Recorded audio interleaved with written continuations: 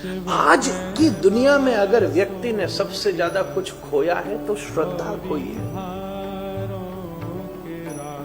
रावण राम को नहीं मानता था, शिव को मानता था, इसलिए वो युद्ध में जरूर था, 10 सिर होते हुए भी डिप्रेशन में नहीं था।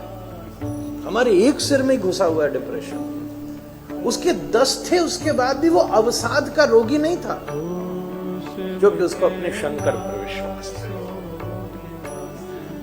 और जाते जाते भी उसने ग्लानि नहीं करी, उसकी श्रद्धा नहीं डगमगाई। भागते भागते भी उसने आंखों के आंसुओं के 2 जल चढ़ाई दिए शिवलिंग के ऊपर। जाते जाते भी उसने कह दिया लक्ष्मण से, ए लखनलाल जी, कह देना श्री राम से, अपने जीते जी उनको लंका में नहीं घुसने दिया, पर उनसे पहले वैकुंठ में मैं जा रहा हूं।